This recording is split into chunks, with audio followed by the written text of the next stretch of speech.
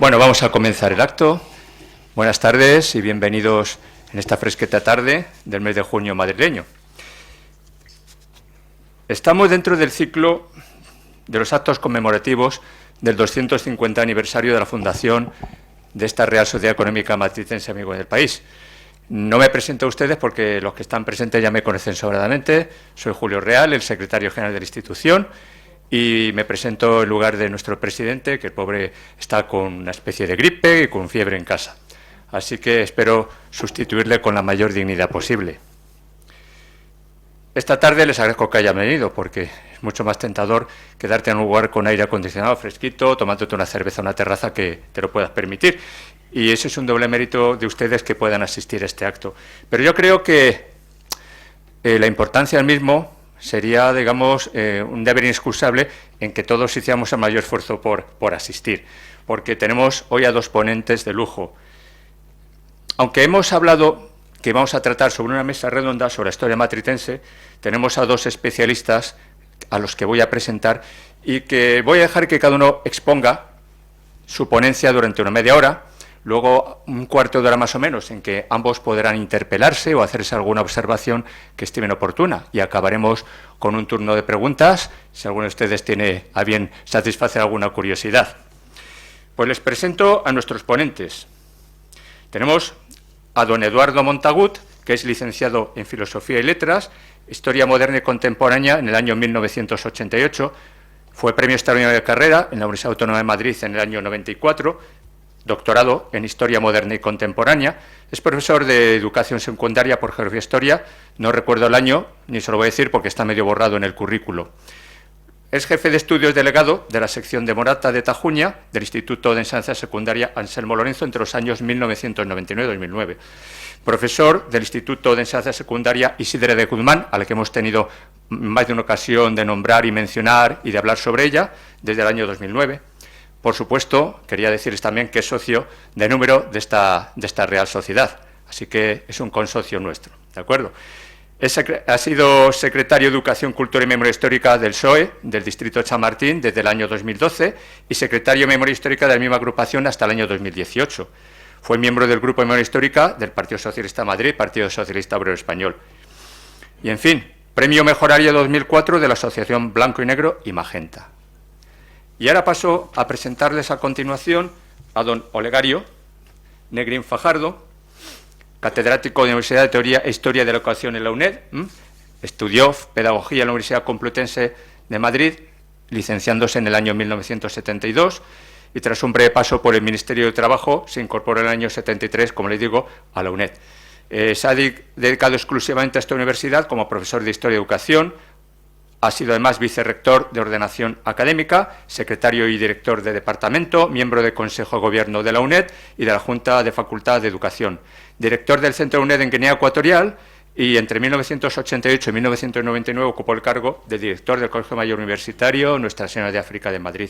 Y desde el curso 2008-2009 es catedrático de Universidad de Teoría e Historia de la Educación.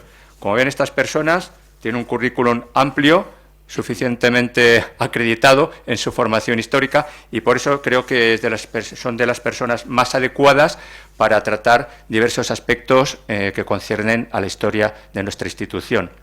Antes de empezar, quería recordarles, emulando a nuestro socio de mérito y antiguo, digamos, vocal de Cultura en Madrid, don Antonio López, que recuerden ustedes encender sus teléfonos móviles cuando abandonemos el salón, ¿de acuerdo?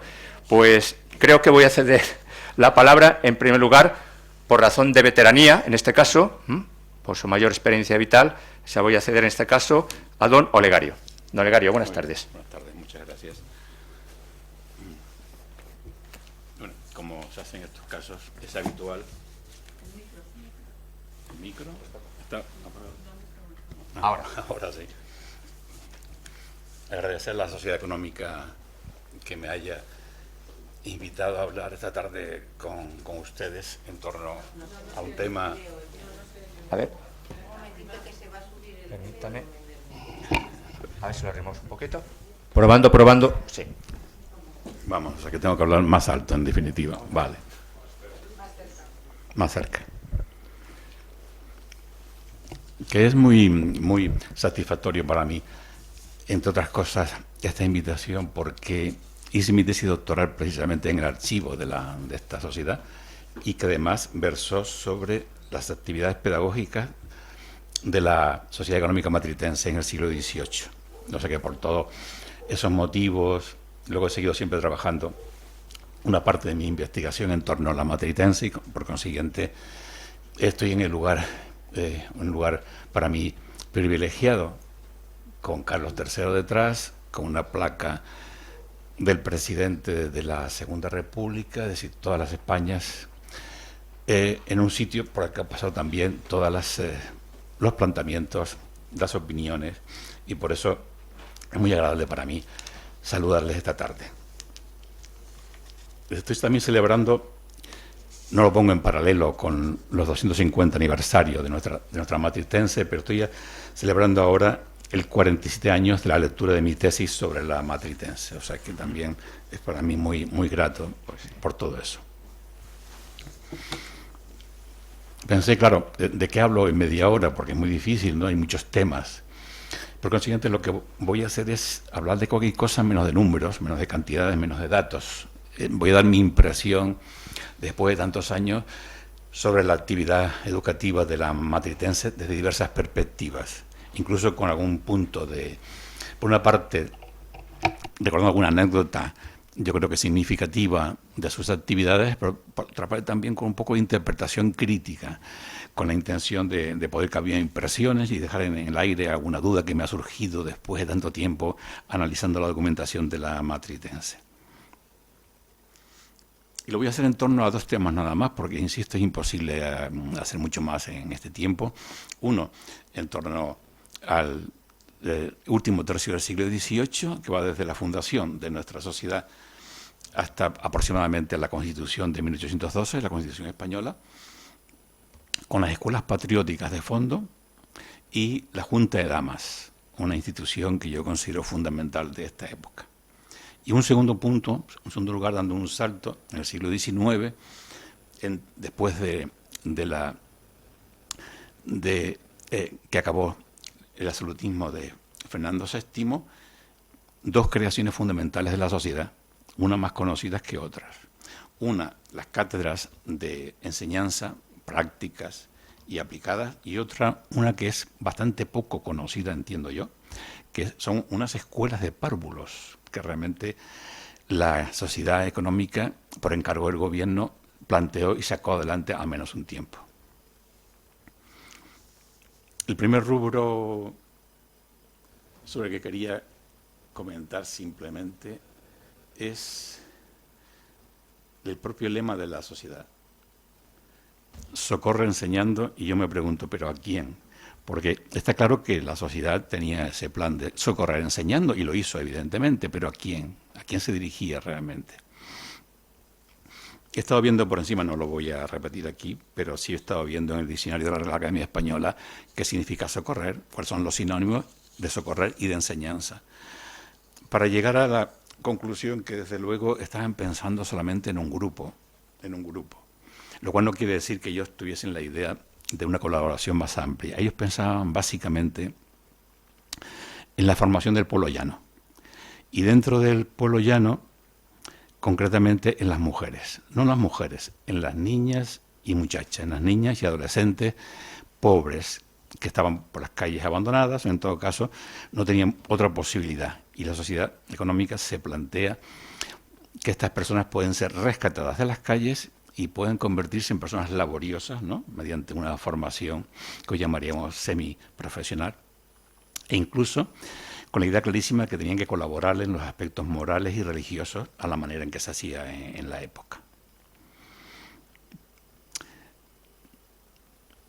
Y no insisto más en eso para decirles, sí señores, siempre ha sido socorrer enseñando, pero no de la misma manera, porque en el siglo XVIII es así, y veremos qué ocurre en el XIX. Hay un cierto cambio en el cual no se puede poner en duda un lema tan magnífico como este, tan interesante, tan completo, pero está claro que socorrer enseñando a las niñas y mujeres, a las niñas y adolescentes. Cualquier calificativo que ampliase el lema también hubiese sido correcto, porque no es un socorrer y enseñar a todo el mundo, es socorrer enseñando, pero básicamente al pueblo.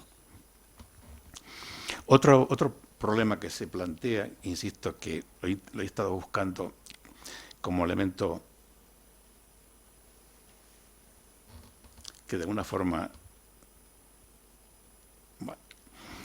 pasa por toda la documentación, es en qué medida estas escuelas que se crean muy al comienzo de que se establece la sociedad que las llamaron escuelas patrióticas, son realmente escuelas. Porque claro, hoy en día si le preguntamos a cualquiera que lea por encima las realizaciones de la matritense, va a decir, caramba, tenían unas escuelas populares ya en el siglo XVIII. Con eso no le quiero quitar importancia en absoluto. Lo que estoy intentando es ver qué eran en realidad, y verán que mereció la pena, mucho la pena lo que hicieron realmente, pero no eran escuelas graduadas, escuelas preparadas como las que se hacen en la actualidad, ¿no? No hay una organización detrás, no hay maestras preparadas, no hay prácticamente otra cosa que lo que tiene un taller, porque realmente eran talleres, no eran escuelas en sentido estricto, eran talleres formativos en el que hay una serie de niñas y muchachas que habían sido convencidas con frecuencia por el párroco o el cura de la zona, luego por las damas, van a la sociedad pensando que tienen algún tipo de posibilidad de salir de la situación de pobreza en la que está su familia. En ese sentido, se van acercando a estos centros de trabajo. Las maestras son con frecuencia iletradas, realmente no son personas formadas, conocen el oficio, y es lo que van a hacer ellas, es comunicar el oficio. Por eso, en realidad, las escuelas patrióticas que fueron realmente talleres artesanales de hilazas. Es decir, lo que estaban sacando era hilo de los productos textiles realmente, ¿no? Y los centros de trabajo eran de elaboración de materia prima. Y eran San Ginés, San Sebastián, San Martín y San Andrés, que no están demasiado lejos. Pero hubo también otras escuelas con posterioridad que son quizás menos conocidas, pero también son centros artesanales más elaborados. Avanzan las cosas. Porque, ¿por qué se plantean las escuelas patrióticas? Pues básicamente porque los ilustrados se están dando cuenta de que se está comprando demasiado del extranjero, elementos de artificio, de adorno, y que eso lo pueden limitar, incluso lo pueden eliminar, y pueden producir en España mucho más barato y a lo mejor incluso mejor. En ese sentido, empiezan a aparecer unos talleres más elaborados. Escuela de encajes, escuela de bordados, escuela de blondas, escuela colegio de educación, escuela de retiro, escuela de flores de la reina. Son centros con una vida muy irregular, porque el presupuesto es escaso, no siempre hay material suficiente, no siempre hay alumnos, pero la sociedad consigue el objetivo, de forma parcial por lo menos, fomentar el trabajo artesanal entre personas del género femenino y ayudarlas en su proceso formativo, social, personal.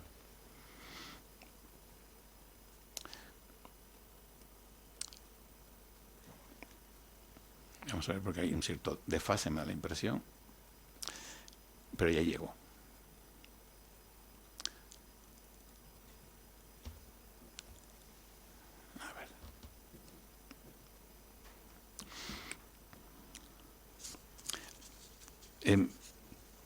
Traje también aquí el tema de los instrumentos de trabajo. ¿Qué instrumentos de trabajo empleaban en esos talleres?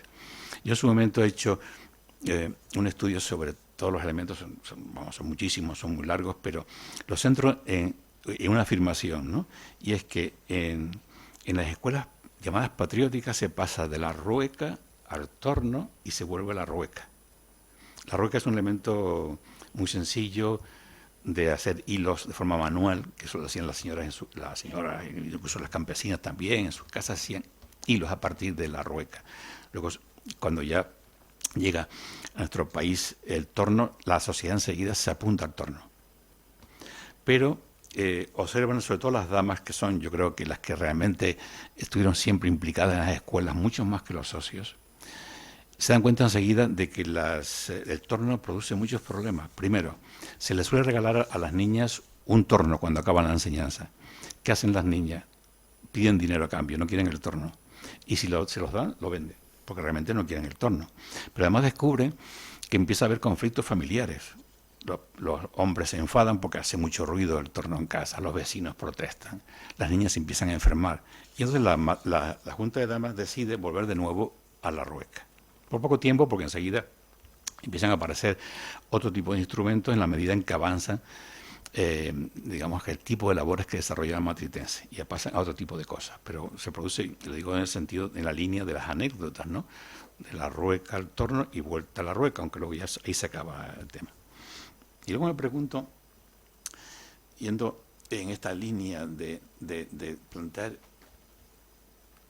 interrogantes, yo me planteo qué le pasaba a Cabarrús con las mujeres, porque hay una polémica muy importante cuando el rey, en este caso Floridablanca, comunica la creación de la Junta de Damas.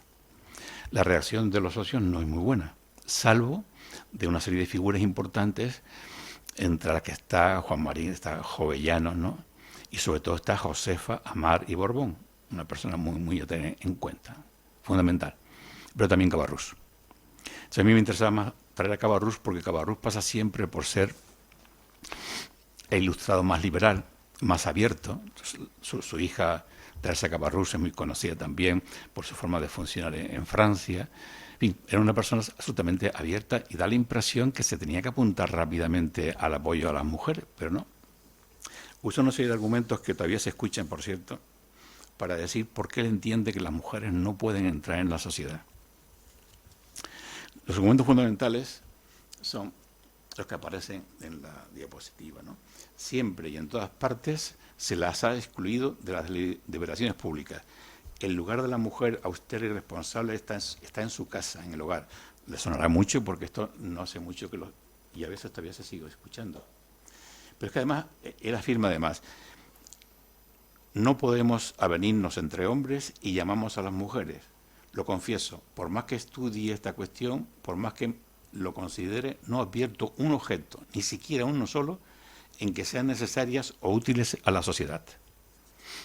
Bueno, pues este es lo que planteó Cabarrús. Jovellanos se muestra disconforme, hace unos planteamientos muy interesantes, todavía un tanto paternalistas, pero es Amar y Borbón quien realmente cierra el tema, y sobre todo el gobierno está muy interesado en que las mujeres participen. Lo que pasa es que la Junta de Damas, que así se llama, Junta de Damas de Honor y Mérito, ya en el decreto de creación de la Junta, aparece que estén en juntas separadas. O sea, ellos son conscientes de que no va a ser fácil la comunicación entre hombres y mujeres en la sociedad.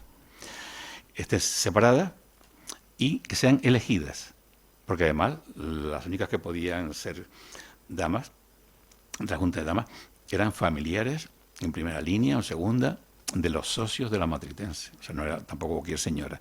Y en la lista se ve que hay algunas personas adineradas y demás, pero el resto son todas marquesas, duquesas y demás. Bueno, digamos que es lo que había en ese momento, ¿no?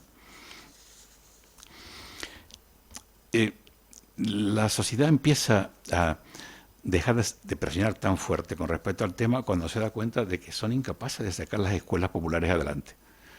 Y que solo la entrada de las mujeres, por una serie de razones que no voy a analizar, son las que captan realmente la manera de llevarse con las maestras, la manera de funcionar con las niñas, la manera de tener disciplina, y acaban aceptando que sean ellas las que se hagan cargo.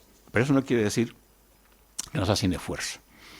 De hecho, los estatutos de las damas, de la Junta de Damas, se retrasan muchísimo, y cuando aparece, realmente las damas empiezan a tener una actitud de búsqueda de autonomía frente a la sociedad. Y ellas plantean que, bueno, vale, que están de acuerdo en que la sociedad pueda leer sus actas, que les parece bien, pero que ellas son las que van a elegir a las personas más adecuadas y finalmente también son las que van a comunicar a otras instituciones sus decisiones, que fue lo que ocurrió cuando en 1811 la Junta de Damas comunica al Ministerio que cierra las escuelas patrióticas porque es imposible mantenerlas. La sociedad se enfada mucho y le dice, le recordamos que no tienen derecho a hacerlos. En fin, en definitiva es para decirles que la polémica entre la Junta y la sociedad se mantuvo siempre, se mantuvo todo el tiempo. La segunda parte, porque es el tiempo que hay, no puedo hacer más. Le voy a dedicar a un aspecto del 19 que últimamente, bueno, pues es algo más conocido, pero que tampoco lo es demasiado. Si se habla de la sociedad, se habla más de la primera parte, quizás incluso más recientemente, pero esta parte de la formación científica y técnica y de párvulos es menos conocida, ¿no? En el siglo XIX, Socorro enseñando siguió funcionando como lema, evidentemente. Pero ahora, si ven ya las disciplinas de las que se ocupan, ya no es solamente el pueblo llano. Educación especial, centrada en colegios sordomudos y escuela de taquigrafía, formación científica y técnica, las cátedras, a las que me voy a referir enseguida, preocupación por la enseñanza rural y la formación agrícola de campesinos, educación popular, creación de escuelas de párvulos y enseñanzas de adultos. Es decir, se ha abierto el abanico. Ya no son solamente las clases populares. Ahora también interesa mucho las clases medias, básicamente, porque veremos que en las cátedras quienes asisten son personas de clase media, es decir, estudiantes, funcionarios, militares y demás. Ha dado un paso. Se sigue llamando, se sigue diciendo Socorro Enseñanza, con razón. Con respecto a las cátedras, simplemente mencionarlas, aunque ya a mucha gente seguro que, muchos de ustedes seguro que les sonará las más conocidas, la taquigrafía, que ha estado hasta el otro día, básicamente, pero es una publicación que aparecerá pronto, supongo, ¿no? El 250 aniversario. Yo hago un estudio de cada una de las cátedras y se ve que la cátedra original va cambiando muchísimo, pasa a otras instituciones, siempre está relacionada con la matritense, pero de aquella manera, ¿no? Sin embargo, la cátedra de Economía Política es una cátedra que va a ser muy importante en el siglo XIX. Tanto taquigrafía como economía política duran mucho tiempo, duran todo el siglo XIX prácticamente. Sin embargo, paleografía y diplomática dura muy poco, fisiología y patología vegetal unos meses. La divulgación del sistema métrico decimal solamente un par de años hasta que se implantara. Veremos un poquito por encima en qué consistía. Quiero decir con esto que ¿qué tipo de cátedras eran? Realmente, estamos hablando de cátedras. Son cátedras universitarias, son cátedras de institutos, son cátedras... Eran unas cátedras muy singulares, pero había detrás gente muy competente. Cuando se analizan los nombres de los profesores, son personas que conocen la materia a fondo. De hecho, ellos suelen escribir su propio texto o eligen un texto que es el que explican las clases. Pero son clases, pues no permanentes. Ellos son no permanentes, son clases con un nivel de estudio, de estudiantes con un nivel de estudio primario o profesional, y están basadas en la explicación de un texto. Es decir, tampoco son muy regulares. Son un par de días a la semana, en fin, no tiene nada que ver con una cátedra en el sentido estricto, pero se le puede llamar cátedra en el sentido general, ¿no? Porque es un lugar de enseñanza de una materia determinada.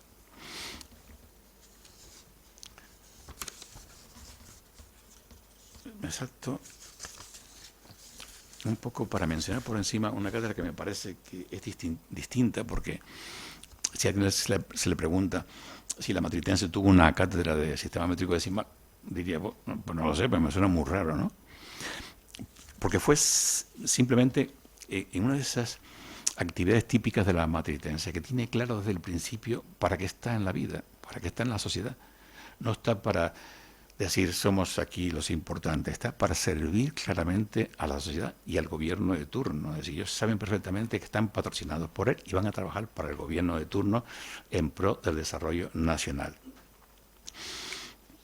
El sistema métrico decimal se había aprobado, iba a entrar en vigor, y la sociedad entiende que debería hacer algo para que más personas lo conozcan, porque nadie conocía el sistema métrico decimal. Me refiero a la gente más sencilla, a la gente que podía asistir a este tipo de cátedra.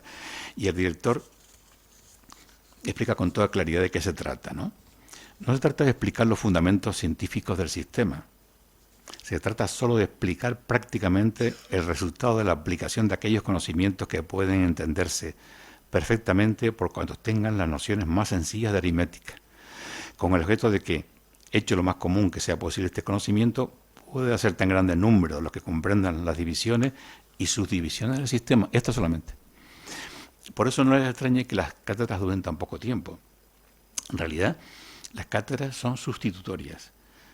Surgen porque el gobierno no tiene ese tipo de enseñanza todavía en vigor. Y la matritense encuentra, a veces a petición del gobierno, a veces porque lo deciden los propios socios, ofrece una enseñanza determinada, pero la ofrece en la medida en que no existe. Cuando de pronto en la universidad aparecen cátedras estadísticas, la estadística desaparece en la matritense.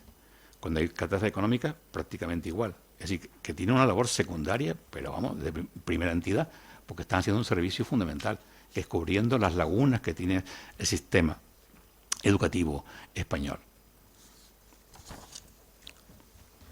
Y para ya ir finalizando, solamente recordar esta escuela de párvulos que yo estudié en el año 82, recuerdo, pero que luego nunca más he tenido ocasión de verla, ni ningún tipo de estudio de ampliación, porque realmente lo que plantean es, hay que pensar que estamos en la etapa liberal, es decir, se acabó el absolutismo, entran nuevas corrientes de ideas, son otros los planteamientos, y la sociedad plantea, a petición del gobierno, una sociedad para mejorar la educación del pueblo, se llama así. Y encontramos que detrás de todo este planteamiento está nada menos que Pablo Montesinos, que es el educador fundamental del momento, por su formación, por su experiencia internacional y demás, ¿no? Hace un estudio fantástico de la necesidad, porque en principio la sociedad dice que hagan un informe sobre escuelas de asilo de niños, es decir, la idea de meter a los niños en un sitio, que todavía se practica en algunos sitios, ¿no? Y por supuesto, por lo Montesinos dicen, me están hablando de otra cosa, lo que se puede hacer es hacer preescolar, es decir, párvulos en definitiva, ¿no? Y hace unos planteamientos importantes, y de hecho la Junta que se crea para dirigir esta sociedad, en la Junta aparecen nombres como, que sonarán a todos, Antonio Gil de Zárate, Manuel José Quintana, José Mariano Vallejo, Pablo Montesinos, Sanz del Río. Es decir, el problema es que esta sociedad nace sin presupuesto. Nace como una empresa con accionistas que compran sus acciones para sacarla adelante. Y eso era una cosa más también original e interesante. Y en principio va bien. Se llegan a crear 5 escuelas nada menos. No es que sean de la sociedad. La sociedad es, como siempre, pionera. Abre el campo, se encarga de algunas, pero realmente están patrocinadas en principio por accionistas con el apoyo del gobierno. Se crean 5 escuelas entre 1838 y 1840. No voy a entrar en datos, en cifras, en éxito, en metodología, pero en 1850, es decir, 10 años después, se disuelve la sociedad. Se acaba la sociedad por una sencilla razón, porque la gente no encuentra motivos para ser inversionista de una sociedad como esta. Y cuando se le pide ayuda al ayuntamiento y al gobierno, pues parece ser que no es su prioridad y no se le apoya realmente, ¿no? Valorar la labor pionera de la sociedad, que realmente es importante, ¿no? Es importante. Para concluir,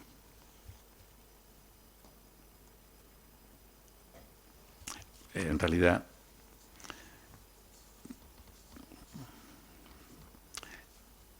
yo quiero insistir en varias cosas que ya he dicho, pero lo haré brevemente. Está al servicio de la sociedad en el siglo XVIII de la política ilustrada, como no puede ser de otra manera. Colabora con la administración pública, se encarga de proyectos que le solicitan y otros que ofrece al gobierno, hasta que realmente esas enseñanzas pasan a formar parte del currículum del sistema educativo y se acaba la actividad de la matritense. En ese sentido, el balance de las actividades educativas y pedagógicas de la matritense es muy importante. Lo que pasa es que yo sí que insisto mucho en que no sirven estas palabras de siempre de magnífica, espectacular. No. Hay que ser realistas y a la sociedad no le hace falta que se inventen sustantivos maravillosos y demás. Basta con decir lo que hizo, que es bastante y mucho. Pero siempre en esa actividad de colaboración subalterna, que era importante, ¿no? Y que yo creo que es lo importante que hay que resaltar.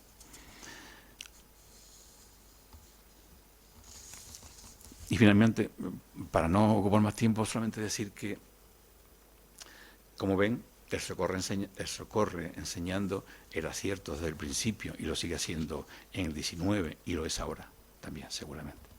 Pero va cambiando. Y sin embargo fue un título, un lema que se montó, que se escribió, que se pensó en el siglo XVIII. Así que esto es lo último que quería comentar. Muchas gracias por su atención y a su disposición.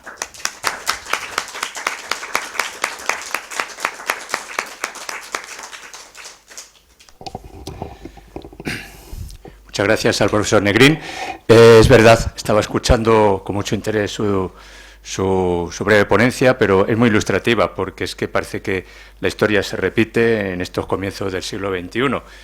Estamos pendientes, como bien sabe usted, que se ha dedicado al estudio de esta Real Sociedad del siglo XIX, de la publicación de este libro coral, que va a destapar o sacar a muchos aspectos desconocidos de esa larguísima historia de la matritense a lo largo del siglo XIX. Es verdad que aparentemente conocemos muy bien sus inicios, de 1775 hasta la Guerra de la Independencia, pero a raíz del retorno de Fernando VII, pues parece que no se ha profundizado tanto los estudios, y los estudios doctorales del profesor Negrín pues han versado sobre ese tipo de cuestiones, y su aportación en esta obra coral yo creo que va a ser muy significativa a la hora de tener un mayor conocimiento del XIX siglo, que es tan complicado, que es tan azaroso, con esas 3 guerras civiles, esos golpes de Estado, etcétera, etcétera, tan complicado. Y a pesar de todo, esta sociedad económica tuvo la cintura suficiente para irse adaptando a los distintos tiempos, cambios y regímenes que se iban implantando. Y todavía seguimos con la misma problemática de que nos faltan efectivamente inversionistas, accionistas, y que incluso cuando recurrimos a lo que son las instancias públicas no la vemos y no las deseamos para tratar de conseguir algún respaldo económico. Bueno, vamos ahora... Luego pasaremos un poco a debatir un poco estas cuestiones. Vamos a ceder la palabra a don Eduardo Montagut, que algo tendrá que decirnos al respecto. Profesor, adelante. Muy bien, buenas tardes.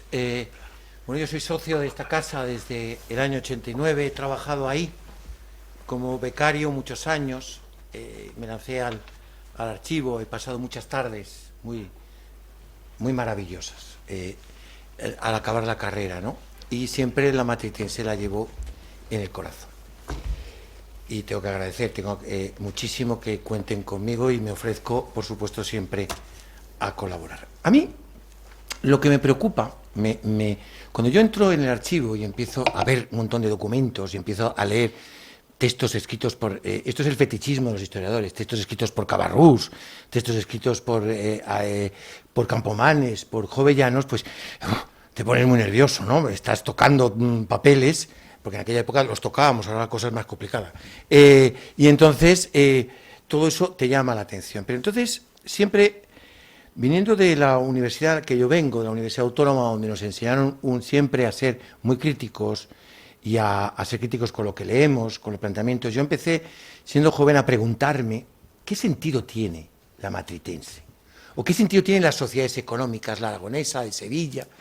¿Tienen sentido estas sociedades? ¿Sirvieron para algo? ¿Son importantes en la historia de España?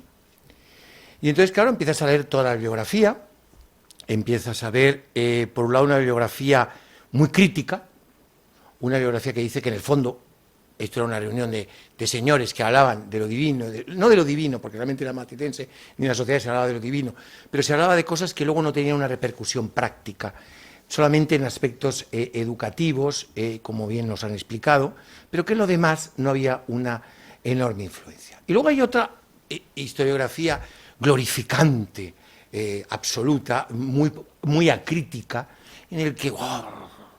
Y entonces uno, cuando encuentra eso, intenta no buscar el término medio. Nunca me gustó el término medio, pero sí me gusta entender qué había detrás de estos posicionamientos. Eso, por un lado, no voy a entrar en eso mucho, tiene que ver con aspectos ideológicos de la historia, sino si esto tiene sentido. Si tiene sentido que yo, con 24 o 25 años en aquella época, Dios mío, acabo de cumplir 60, soy un señor mayor, hablé aquí hace exactamente 25 años, en un mes de junio del año 2000, entonces uno ya tiene muchas canas. Entonces, la cuestión es, ¿tiene sentido, aparte de formarte como archivero con don Carlos González de Echegaray, que se estaba jubilando y había sido director de la Hemeroteca Nacional y que había hecho una gran carrera en Guinea Ecuatorial? sí, eso me servía, pero a mí no solo me servía eso, y me servía que era una beca y que yo podía publicar en Torres de los Lujanes, sino lo que yo estoy haciendo tiene un sentido esto, ¿hay que investigar esto o esto es un ejercicio de diletantes? Y entonces cuando eres joven te pones muy crítico y empiezas a pensar que no, que esto, estás más de acuerdo con la historiografía crítica, y luego te das cuenta que no.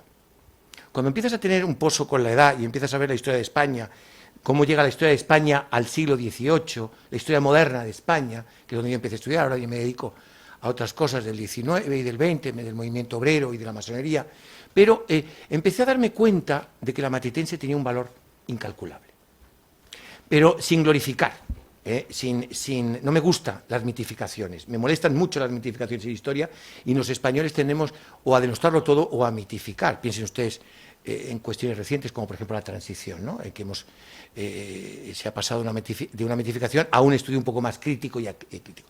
Pero yo me di cuenta que esos papeles tenían mucho valor. Y tenían valor porque la matritense supone, junto con sus compañeras y la vascongada a la que me honro pertenecer, aunque es un poco especial la vascongada, porque tiene surge de la sociedad y no del poder, como esta, tienen un valor que es el cambio de paradigma. ¿Y qué es eso? Y esto es una cosa muy importante que yo creo que no se ha valorado lo suficiente. La Ilustración española débil, la Ilustración española con muchísimos enemigos, la Ilustración española tiene dos enemigos. Lo que llamaríamos las personas y sectores sociales que no quieren los cambios, lo que luego serían los serviles, la caverna, todos aquellos que no quieren cualquier cambio, cualquier sitio donde se discuten cosas son peligrosas, no se debe cambiar. Y la profunda incultura e incomprensión del resto de la población española, que no entendían a los ilustrados.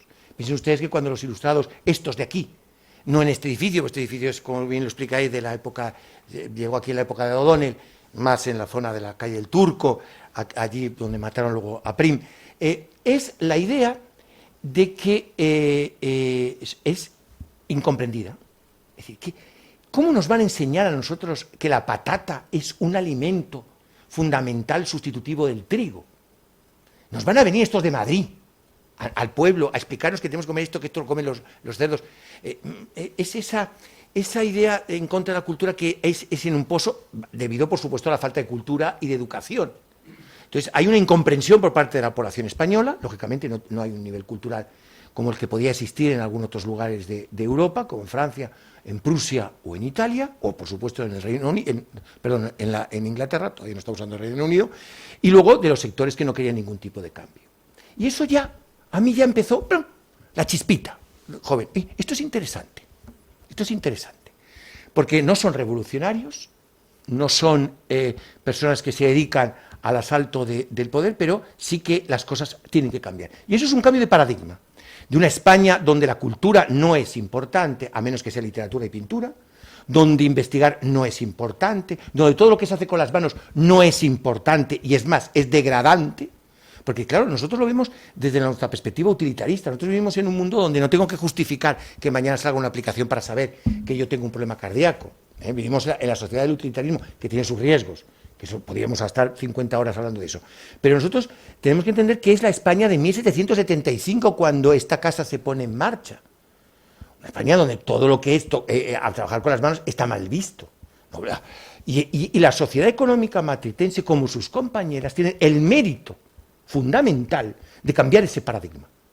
Hay un famoso libro sobre esa ilustración de Aranguren de hace muchísimos años que hablaba de ese cambio. Es verdad que el utilitarismo tiene muchos riesgos. Es verdad que cuando y nos han explicado hace poco, ahora mismo una cosa interesante, a quién hay que enseñar, vamos a ver, la Ilustración se preocupa, es utilitarista y dice, pero vamos a ver, este país no funciona, habrá que cambiarlo, simplemente el hecho de hacer esta pregunta, y esto se hace en esta casa, como se hace en el País Vasco, como se hace en Sevilla, como se hace en Valencia, es pensar, pero este país, ¿por qué no va? ¿Por qué no va? Que lo importante no es ganar batallas en los tercios, que lo importante es saber por qué la gente se muere de hambre, de por qué la industria no crece, por qué hay que comprar productos extranjeros, por qué hay que comprar productos ingleses, holandeses o franceses. Eso ya es simplemente por eso ya merece un capitulito, a lo mejor pequeño, en letras de oro de la historia de España. Son los primeros no los primeros, porque ya los arbitristas con menos método se preocupan de esto, este país no puede seguir así. Este país no puede seguir así. Y no es tan importante hacer guerras, como en la época de los Austrias, ni pintar cuadros maravillosos, que también, por supuesto, que todo eso, sino preocuparse de la gente. Esa es la raíz del despotismo ilustrado y de la Ilustración. Y eso es un mérito que tienen las sociedades económicas, y en primer lugar esta y la del País Vasco, que son las más importantes. Entonces, eso ya, para que se vayan ustedes a casa pensando, ese es el primer gran mérito de la matritense. El por qué. Cuando alguien se hace una pregunta, ¿y por qué? Claro que luego tiene sus riesgos. Evidentemente la matritense no es revolucionaria. Hay que educar a las mujeres tienen que introducirse en la Junta de Damas, con ese famoso debate, que ya saben que hay un libro premiado por el Ministerio de Cultura en el año 80-81, Quintanilla, y que no es evidentemente una igualdad de género. La Ilustración no buscó la igualdad de género, pero sí es la primera que dice, pero es que las señoras solo tienen que bordar, o ir a fiestas y tomar el té, y las mujeres no tienen que saber nada, ni algo, por lo menos que sean útiles para ellas mismas y para el Estado. Eso es un avance. No pretendamos, evidentemente, pensando en la igualdad de la mujer, y en la que no podemos estar de acuerdo, tenemos que estar de acuerdo, aunque, como sabemos, existe mucho debate en este país actualmente, pero es la primera vez, ya no vale lo que decía Fray Luis de León de la mujer. La Ilustración cambia un paradigma. También dice que la gente tiene que trabajar con las manos no es malo, que si no se trabaja con las manos, no se come. No se vive. Y eso es la matritense, el factor fundamental en esta historia. Y ya solo con eso, ¿eh? El decidir que hay que hacer unas cátedras de agricultura, yo me preocupa un poco por la agricultura. Yo nunca he sabido por qué me puse en estas cosas de la agricultura. Será porque encontré esos papeles y me encantó. En pensar en cómo hay que hacer las cosas, en cómo hay que cambiar las cosas, en el análisis ilustrado, que es analizar la realidad para cambiarla, para transformarla. La realidad se puede transformar de dos maneras, de forma revolucionaria o de forma reformista. La Ilustración, por supuesto, optó por la reformista. Claro, con sus límites. Los límites, como bien saben ustedes, vienen cuando toda esa reacción va contra la Ilustración y eso desencadena un proceso revolucionario que no voy a entrar, que es paradigmático en Francia y luego específico en España, distinto, ¿no? Es la diferencia que existe entre un ilustrado y su hijo, que es un afrancesado, y un nieto que es un liberal en Cádiz. Bien, esta es otra cuestión que es también muy interesante. Pero por eso yo quiero que valoremos ese papel de la matritense, que valoremos. Entonces, cuando tienes 20 y tantos años, yo entré con 24, ¿qué de 24? Con 23, que fue en el 88, y entonces te das cuenta y dices, bueno, esto es muy interesante, ¿no? Esto es muy interesante. Es decir, estos señores pensaban en una España distinta, no en una España imperial, no en una España de banderas ni de patriotismos. Qué curioso que las escuelas se llaman patrióticas, pero ¿por qué se llaman patrióticas? Porque se lanzan los símbolos y España, no, sino porque lo patriótico es ser útil. Esto es una cosa que a mí me gustó mucho, ser útil. Útil es que estas niñas no tienen que estar en la calle, estos niños no tienen que estar en la calle. ¿Los gremios funcionan o no funcionan? ¿Sirven las ordenanzas gremiales o no sirven las ordenanzas gremiales? ¿Se cultiva bien la tierra en España? Y es el famoso, se plantea el expediente de la ley agraria. Ahora estoy hablando de las partes positivas. Voy a llegar a las negativas también, a las limitaciones de la matritense y las limitaciones de la Ilustración. Pero ya solamente por ese tipo de cuestiones, esas cuestiones que tienen que ver con analizar por qué este país no funciona, y no funciona ni tan siquiera como los estados del norte italiano, que son mucho más potentes, los de la Toscana, los de la Lombardía, los del Véneto, no es tan potente como Francia, no es tan potente como Inglaterra, como los Países Bajos, como Holanda. Algo hay que hacer, ¿no? Claro, era una campaña, es una cuestión titánica en la que unos hombres preocupados por esto, pues podían hacer lo que podían hacer. Porque muchas veces también tenemos la tendencia, desde la distancia de la historia, exigir a las personas del pasado hacer las cosas que tenían que haberlas hecho. Y vuelvo a la transición.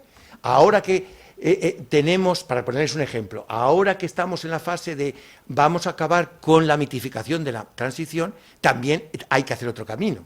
Que hubiéramos hecho nosotros si hubiéramos tenido las responsabilidades políticas en 1975 y 80. Como se dan cuenta, yo doy palos a todo el mundo e intento ver todas las cosas desde todas las perspectivas. Me molesta mucho las visiones unidireccionales. Y voy a la Ilustración. Esa Ilustración que plantea todo eso, esa Ilustración que dice hay que hacer las cosas de otra manera, hay que enseñar, la gente tiene que saber con un torno, la gente, hay que hacer ensayos de agricultura, hay que hacer premios a los cultivos de las patatas, hay que promocionar, hay que hacer cosas, pero claro, ¿Tenían todo el apoyo de la administración? Hombre, había gente de la administración muy preparada. Unos cabarrús, unos jovellanos, unos campomanes, pero había también muchas personas que, sin ser muy significativas, ponían palos en las ruedas. Esto, si ustedes han tenido que trabajar alguna vez con la administración, yo que pertenezco a la administración, lo sé. Es decir, no es lo mismo que haya... hay gente que no es que sea contraria, pero bueno, las cosas de palacio van despacio, y si no se hacen, pues no se hacen. Y tampoco pasa nada, etcétera, las desidias, ¿no? La Ilustración va contra la desidia, contra la tradición, porque si es que aquí hemos cultivado la tierra, es que esto lo escuchaban estos señores, aquí hemos cultivado la tierra desde la época de los moros y la hemos cultivado así. La pregunta es sí, y ustedes se siguen muriendo de hambre siempre que hay una mala cosecha. Y por tanto, esto no puede ser.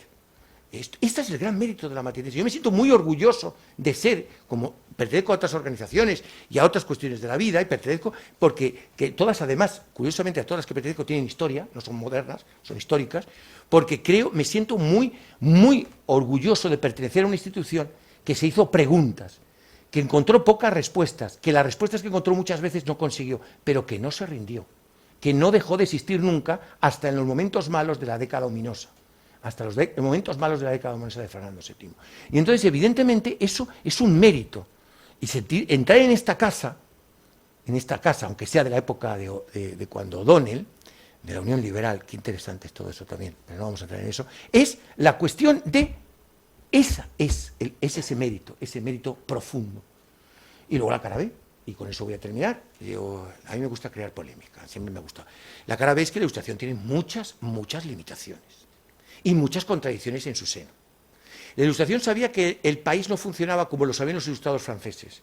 Y no funcionaba ¿por qué? No solo porque no se cultivaba bien la tierra, pero ¿por qué no se cultivaba bien la tierra? Sino porque los españoles son tontos y no saben usar... No, porque las estructuras de la propiedad no lo permitían. Porque las estructuras políticas y sociales no lo permitían, porque había privilegiados.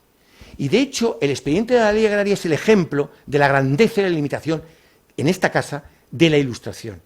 Jovellanos sabía perfectamente cuáles eran los problemas.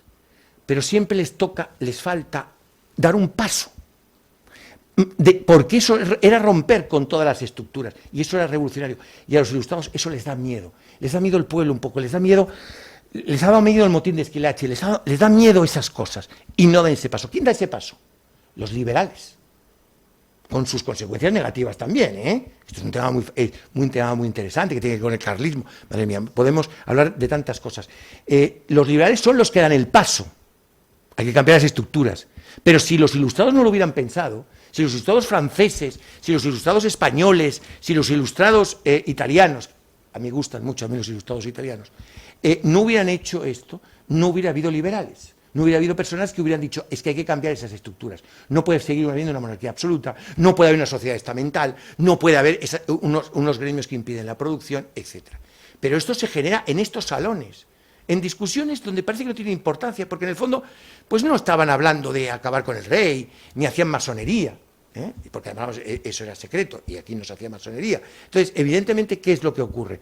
Pues que tiene sus limitaciones, la Ilustración no da ese salto, nunca, le da miedo, le da pánico. Pero por eso también es fascinante, a mí me parece que los movimientos, con sus contradicciones, forman parte de lo que es la vida humana. Todos tenemos contradicciones, todos tenemos nuestra ideología, nuestra manera de ver la vida, la sociedad, pero luego tenemos nuestras contradicciones. La Ilustración tuvo esas grandezas como tuvo esas limitaciones, y esta casa es un ejemplo evidente. Y no hicieron más porque en el fondo no tenían las estructuras ni el poder para hacerlo. La matritense no podía ordenar nada. Otro aspecto muy importante que lo trató Ramón Carande y que luego nos ha vuelto a tratar mucho es el valor técnico de las sociedades económicas. Cuando los ilustrados llegan al poder, se dan cuenta que en los consejos de Castilla y en las secretarías de Estado, en los consejos estaban muy disminuidos, menos el Consejo de Castilla, porque los Borbones les gusta una vía ejecutiva, no la vía de discutir constantemente, como en la época de los Austrias, para no llegar muchas veces a ninguna conclusión, es que nadie sabe de agricultura, de comercio, de economía política, qué bonito lo de la economía política, nadie sabe de eso, y estos asesoran. Esta casa, ¿cuántas tardes me he pasado? Y la Secretaría de Estado pide un informe sobre... el Consejo de Castilla pide un... Y estos les hacen el informe. Lo que hoy harían los técnicos en la administración. Bueno, esto que parece una tontería, esto lo hacen estas casas. Estos son los pioneros. Lo trató Ramón Carande en un pequeño texto que tiene en un libro de hace 2200 años, y habla de esto. Y parece que pasa desapercibido, pero eso es muy importante. Son las que hacen ese tipo de cosas, las que piensan. Y además cada una en su zona. No, es que cultivar así en Bilbao no se puede cultivar igual que en Barcelona, etcétera, ¿no? Y eso también tiene mucho valor. Tiene mucho valor que esta es la única institución española, la primera institución española, donde hay un debate sobre la mujer. Eso ya merece letras de oro. A pesar de que, evidentemente, podemos escuchar unos machismos, lo hemos escuchado hace un momento, insoportables absolutamente, ¿no? Con eso, de que ese argumento de que, como siempre, eso no es muy ilustrado. Los ilustrados no vale. Las cosas para los ilustrados no valían aquello. Es que aquí se hace como siempre las cosas. No, como siempre no vale. Eso no es un argumento irracional. Y, por supuesto, es una institución que tiene la enciclopedia. Otro capítulo maravilloso para entender.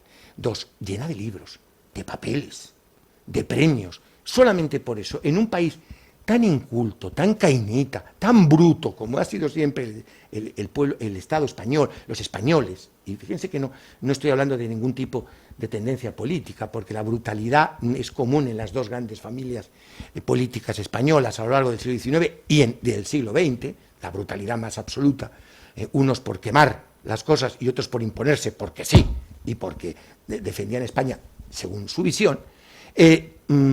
Estos ni gritaban, ni se insultaban, hablaban. Lean ustedes los libros de actas, y todo es, y hay debates, y hay gente que no paga, y hay gente que hay que estar encima, y este no paga, y hay que expulsarle, pues no se expulsa, claro, porque la vida es debate.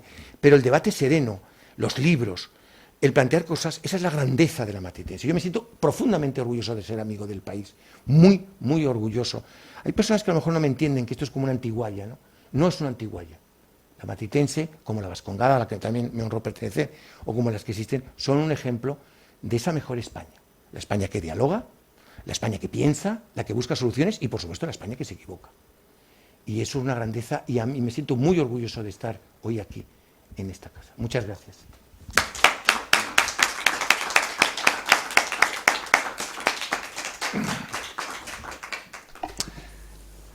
Muchas gracias, don Eduardo. Siempre es un placer escuchar a un ponente hablar con apasionamiento y sobre todo eso, el apasionamiento, el defender tu punto de vista, sobre todo aportando datos y hechos fehacientes.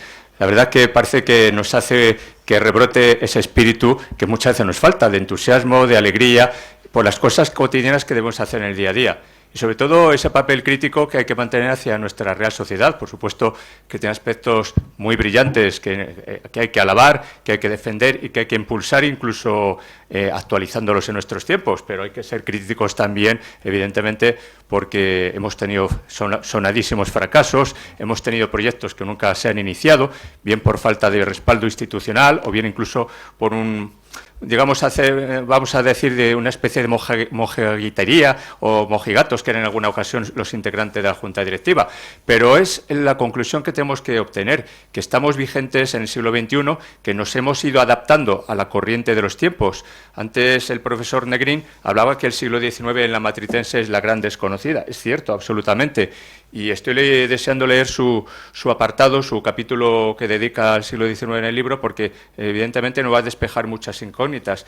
Pero escuchando al profesor Montagut, evidentemente tenemos que tener conciencia de que todas las grandes ideas que se han debatido dentro de la Matritense, muchas de ellas se han tratado de llevar a la práctica, unas con éxito, otras con relativo éxito y otras han fracasado estrepitosamente. Y hay que ser críticos con la valoración de nuestra historia. Sobre todo, tener en cuenta la circunstancia que él nos ha defendido. Tenemos un archivo sumamente rico y todavía realmente poco estudiado. Él en su juventud, como estamos diciendo, además somos de la misma generación, estamos en la crisis de los 60 ahora mismo. Qué horror. Qué horror. Yo lo llevo pasando un poco mal también, porque no me lo creo, de otras cuestiones. El caso, te pasa igual. Es que decir los 50 pesan, pero ya los 60... En fin, buena parte de su juventud, ya con 23 años, pues se dedicó a investigar los legajos, como él dice, casi sin utilizar los guantes blancos de protección que nos exige ahora Fabiola y demás, ¿no?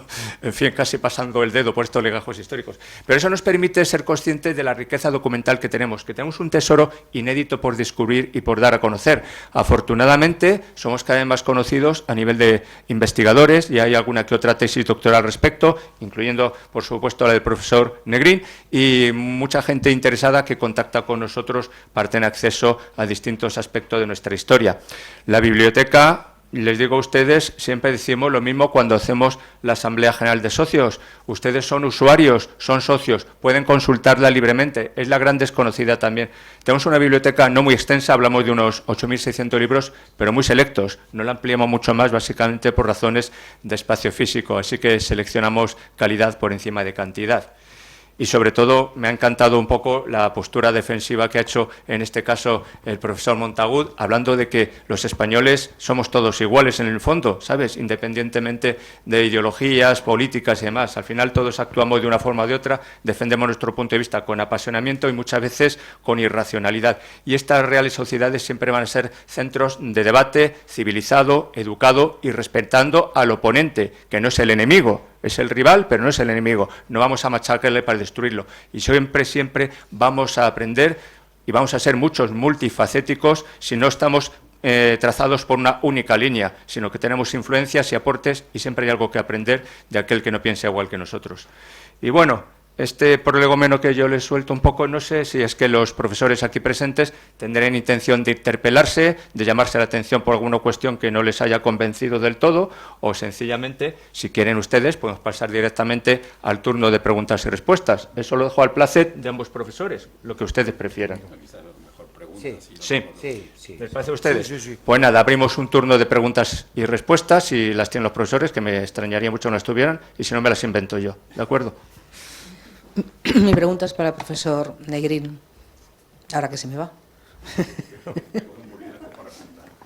No, es que son dos preguntas. Una, cuando hemos hablado en el siglo XVIII de los talleres y ha detallado en torno dónde estábamos, en torno a qué eran, todos ellos los ha situado en torno a San Sebastián, San Andrés, San Martín.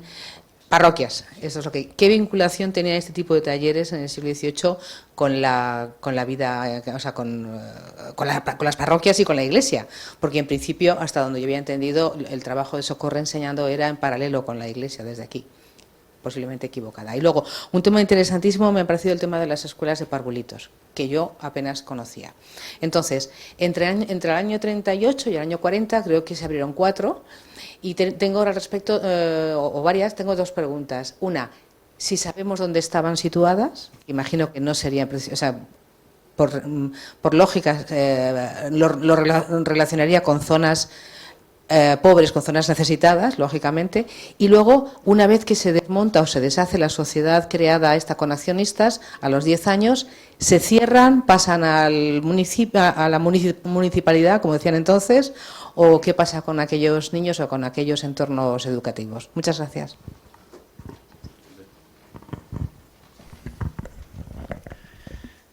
Sí, vamos a ver,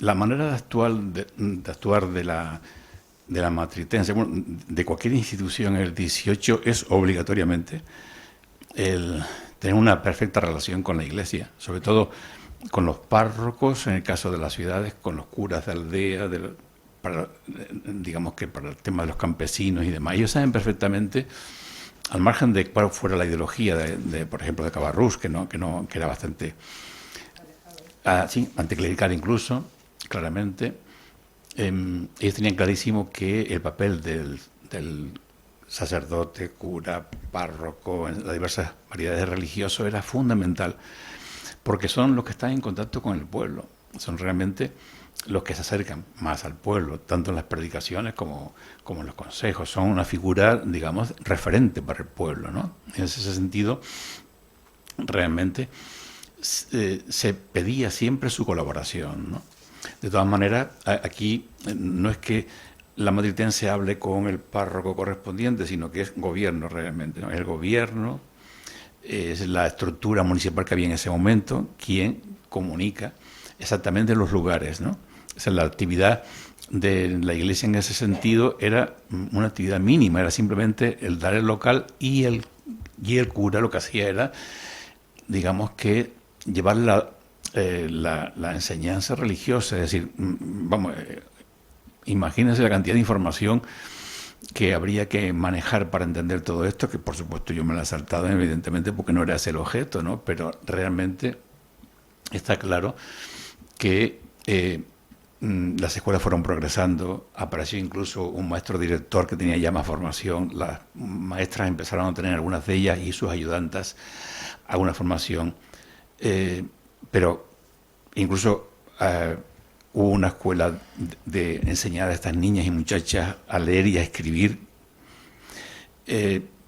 pero también se les daba enseñanzas religiosas. Ellos tenían muy claro, sobre todo la Junta de Damas tiene muy claro que no se trata solo de formarlas en una práctica profesional, sino que también era importantísimo educarlas en valores morales y religiosos.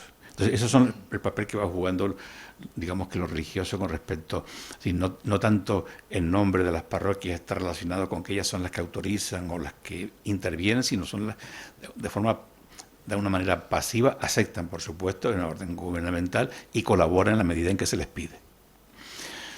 Y con respecto al tema de escuelas de párvulos, pasa exactamente igual.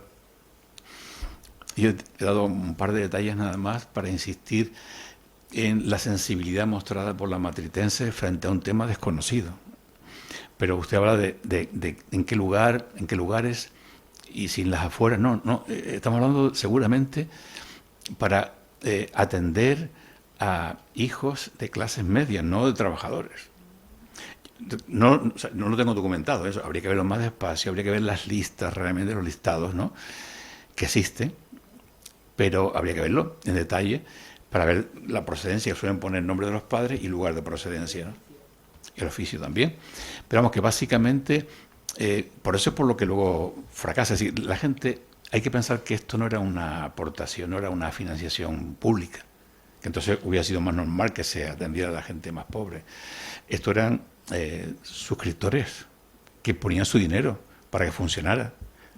Entonces eso quiere decir que evidentemente también estaban ellos interesados, supongo, en que sus niños fueran atendidos en estos parvularios. Pero en fin, estamos hablando de un tema que yo he dado la información que de forma resumida. Estudié esto, digo, en el año 82 lo publiqué un artículo sobre esto, pero no llegando a una información tan detallada como saber exactamente las procedencias. Sí que recuerdo que en la calle de Atocha se puso lo que ellos llamaban la escuela de párvulos normal para indicar que era un poco la referente del resto, la calle de Atocha. Y seguro que en los papeles que tengo por ahí podría descubrir alguna calle más, ¿no? Pero básicamente era en el centro de Madrid de ese momento. Probablemente me he extendido demasiado, quizás. En absoluto. ¿Y una vez que desaparezca la sociedad de accionistas? Claro, pero sí, es una importante pregunta porque está muy relacionada con lo que he insistido tanto en mi intervención. La sociedad está claro que está jugando un papel subalterno. Y a pesar de que aquí detrás hay una serie de personalidades de la educación fundamentales, que además recorren toda la política educativa del siglo XIX, está claro que realmente, pues cuando ellos acaban es por razones económicas, pero seguramente, yo no lo tengo claro en este momento, habría que buscar la información, se están creando ya escuelas de párvulos en todas partes. Porque casi siempre cuando desaparece una actividad de la matritense está relacionado con que el Estado, la administración pública, ha intervenido y ha creado. Pero claro, no se lo puedo decir con firmeza porque no tengo ahora mismo los datos, pero seguramente van por ahí los tiros realmente. Silvia. Sí, una pregunta para el señor Montagut, y tampoco me puedo olvidar de decir que las dos intervenciones me han proporcionado muchísima información, gracias. Ha mencionado la cantidad de informes que se solicitaron a la matritense, entonces, en concreto, el que elaboró Jovellanos sobre la agricultura, ¿cuál fue el núcleo básico de ese informe? Y si mencionaba uno de los puntos que usted ha sacado de esos privilegios en cuanto a la propiedad y todo eso. ¿Qué mérito tuvo ese informe de Jovellanos? Muchas gracias. Muchas gracias. El informe es fundamental. Y además está publicado, hay una edición maravillosa en cátedra, ¿no? De hace mucho tiempo. Tarda mucho en hacerse, porque claro, el problema es, yo creo que siempre se ha insistido en las trabas que existen para cambiar la agricultura, pero también me da la sensación de que es que no había tantas personas que supieran. Solamente pues Campomanes, Jovellanos, está Olavide, que además Olavide perseguido precisamente por muchas de estas cosas, ¿no? Jovellanos es un ejemplo de ilustrado en el que ve cuáles son los problemas. Pero es curioso, porque él considera que la estructura de la propiedad no es la adecuada, porque hay, pues, si ustedes no lo saben, pero esto me gusta mucho y lo explico siempre, porque es muy complicado explicárselo a los alumnos. La propiedad, como nosotros la entendemos, existe la propiedad pública y la propiedad privada. La propiedad privada puede ser de personas físicas y de personas jurídicas. El BBVA o usted es su piso, ¿no? Pero en el antiguo régimen la propiedad fundamentalmente es una propiedad vinculada. La mayor parte de la propiedad y las mejores está vinculada a tres patas. Las manos muertas eclesiásticas, el mayorazgo de las familias nobiliares y los bienes municipales. Estas propiedades, por tanto, no pertenecen al duque de tal o al párroco tal o al arzobispo tal, sino a la iglesia, a una orden, a una parroquia, generalmente más que por compra, por donación que se hacen cuando uno muere, ¿no? Para crear, por ejemplo, una dotación para doncellas pobres, o para mantener la iglesia, o para mantener el culto, y entonces la iglesia católica acumula en los países católicos, y fundamentalmente en España, pero también en Italia, por supuesto, una enorme cantidad de propiedad. Y es una propiedad que no es libre, es una propiedad que no se puede vender, que no se puede enajenar. Y el mayorazgo es al mayor. Piensen ustedes, yo pongo siempre el ejemplo de aquellos anuncios que había de los relojes. El reloj no es tuyo, el reloj lo llevas tú, luego lo llevará tu hijo, tu nieto, ¿no? Es decir, pertenece los bienes amayorazgados al mayor, ¿no? Esto es una institución que nace en la Edad Media, que luego los reyes católicos la promocionan, después de haber acabado con el poder político nobiliar, pero sostienen, y es, a la nobleza así, es la base. Y en los municipios es muy importante. Y aquí sí que voy a insistir un poco, porque es un tema que me interesa mucho. Los municipios tienen una serie de bienes que les sirven para mantener, pues para que los del pueblo puedan llevar los cerdos a pastar, para la leña, para el carbón, para arrendar las tierras para que sacar un dinero, con eso pagan al médico, con eso pagan a los abogados, etcétera, etcétera. Es la base de la riqueza. Los consejos, los ayuntamientos del antiguo régimen eran más ricos que en la época liberal. Cuando se desamortiza eso, porque los liberales lo que dicen es, los ilustrados dicen, es que esto no funciona, pero solo se atreven con la Iglesia a criticarla, no con los nobles. Sí consideran que los nobles son muy inútiles porque se creen que son la élite porque un tatarabuelo mató a 7 musulmanes en la conquista de Jaén y que por tanto por eso son privilegiados. No, hay que demostrar el privilegio aprendiendo economía, dedicándose a la política, siendo buenos militares, lo que sea. Y no es justificado que se justifique el privilegio por eso. Pero los ilustrados, y ahí está la contradicción, ni tan siquiera jovellanos van a combatir el mayorazgo, sí las manos muertas. La Ilustración española no era anticlerical en sí, y era muy cristiana además, como el propio rey Carlos III, que seguramente es el Borbón más beato, si me permiten ustedes el comentario un poco jocoso, ¿no?, de todos los Borbones que ha habido antes y después.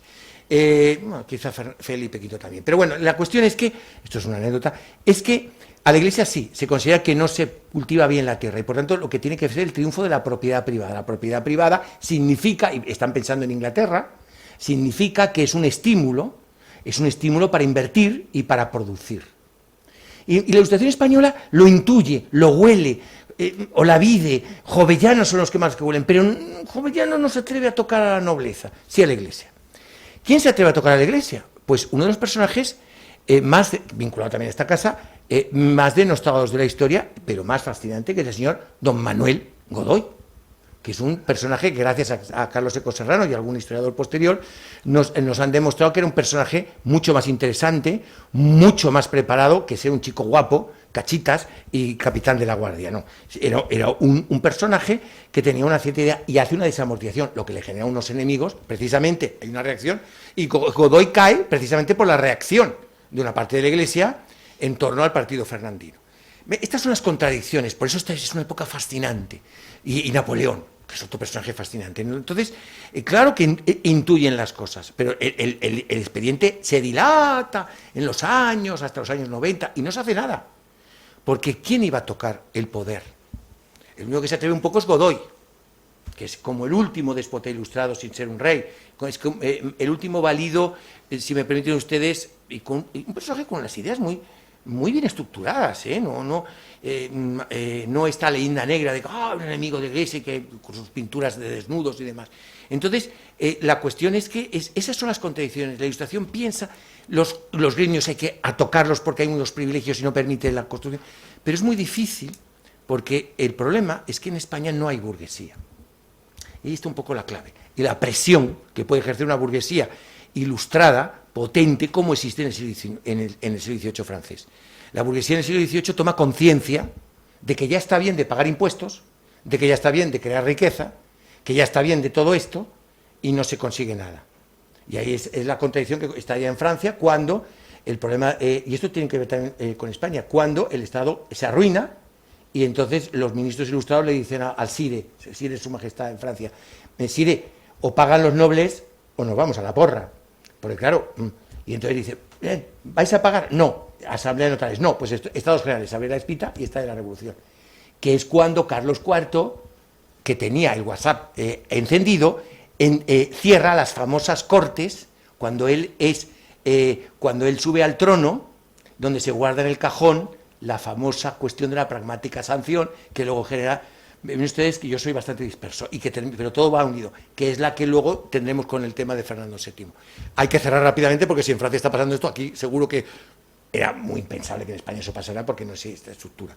La Ilustración es un movimiento fascinante, aunque ahora está muy se la critica mucho. Es un movimiento fascinante porque plantea dudas, problemas, cuestiones. A mí me gusta la gente que hace preguntas. No me gusta la tradición por la tradición.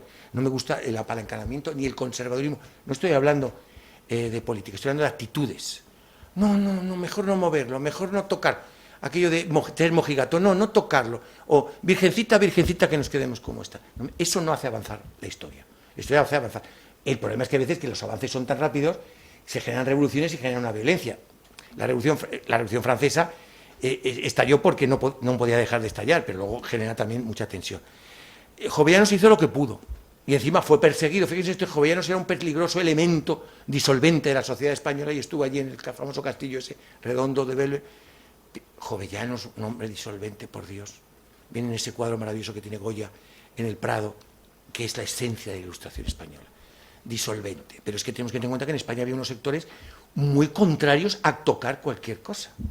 Y entonces, bueno, pues esas son las contradicciones y yo me enrollo como las persianas. Y es importante que valoremos eso, pero que tampoco mitifiquemos a la Ilustración, ¿eh? La Ilustración tiene cosas pues que realmente no desencadenaron cosas que a lo mejor no tenían que ser, ¿no? Pero bueno, perdón que me enrollo. Y en clase puedo porque mando, pero aquí no. Es un enrollamiento muy educativo y muy ilustrativo, así que va en la corriente de la base ideológica de esta institución, la Ilustración, o sea que me parece estupendo que incluso una pregunta derive hacia otros aspectos de la historia que resultan sumamente apasionantes y que pueden ser objeto de un debate en cualquier momento. No sé si hay alguna pregunta más. Y voy a formular una, pero me la voy a reservar porque la ha medio contestado con esta pequeña exposición que acaba de realizar. Bueno, simplemente pues agradecerles a ustedes su presencia y recordarles que estamos cerrando el curso y que imagino que alguno de ustedes se habrá apuntado al próximo homenaje que vamos a celebrar, Dios mediante, el día 21 de junio, el sábado, a don Francisco de Paula y Martí, que, como saben ustedes, fue socio de esta institución e introdujo, digamos, el sistema de taquigrafía derivado del sistema Taylor británico y se abrió aquí la primera escuela de taquigrafía, como bien ha dicho el profesor Negrín, en el año 1802. Están a punto de cumplirse el bicentenario de su fallecimiento, que fue en 1827, así que nos juntaremos allí, le haremos una ofrenda floral y recordaremos un poco la biografía de este interesantísimo y poco conocido personaje. Yo, por mi labor administrativa, también pertenezco a la administración pública, pues he tenido compañeras que efectivamente pues se formaron en mecanografía, venían aquí a examinarse y, por supuesto, aprendieron taquigrafía. Yo incluso asistí a varios cursos de taquigrafía cuando iba a presentarme a oposiciones, antes de empezar incluso la carrera, y veo que se ha quedado pues básicamente olvidada lo que es la taquigrafía, aunque se siguen preparando para estenógrafos y hay puestos que se convocan en las Cortes, en los parlamentos autonómicos y demás, pero realmente es una disciplina que ha ido decayendo en estos últimos tiempos y me temo que posiblemente acabe desapareciendo. Se mantendrá por una cuestión puramente formal y protocolaria, pero es evidente que su cuestión práctica ha pasado a mejor vida. Yo incluso cuando he pasado juicios y tengo que levantar actas, pues ya me limito a poner la grabadora en marcha, lo que es la imagen audiovisual, y me limito, que yo he pasado muchas actas a máquina de toda la vida, luego ya pasé al ordenador y ahora ya lo grabamos. Bueno, este pequeño circunloquio es para recordarles a ustedes el homenaje que vamos a hacer al día 21, y recordarles que el día 27 vamos a tener un recital de arpa realmente interesante. El arpa es un instrumento con una sensibilidad y una dulzura muy específicas y que realmente encandila de tal forma que hace que se te pare casi el espíritu en su audición. Les recomiendo mucho que asistan porque la arpista que tendremos es de una grandísima categoría, a doña Susana Cermeño. Bueno, agradecerles las ponencias a nuestros ilustres profesores y en nombre de la institución, pues entregarles estos pequeños diplomas de recuerdo que ahora seguramente cuando se entregue tendrán que intercambiar, porque no tengo identificados los nombres en su parte exterior. Así que, profesor Eduardo y profesor Olegario. Pues sí, hay que efectivamente intercambiamos. Ay, Suele ocurrir. Don Olegario Negrín. Muchas gracias. Y el señor Montagut. Ah, qué bonito. Así que un recuerdo porque es nuestro socio también. Y ya le digo que no sé si usted ha intervenido en este libro. Sí, el primer capítulo es mío. Al primer capítulo, fíjese si El de la estoy enterado. fundación. Yo me he encargado de redactar la introducción. Me dicen, redacta una introducción. Yo siempre he pensado que las introducciones han de ser breves, pero prácticamente viene a abarcar la misma extensión que cualquiera de sus intervenciones. Así que prepárense ustedes para leerse una buena perorata por mi parte. Yo creo que ya les pillo acostumbrados y no se aburrirán más de lo costumbre.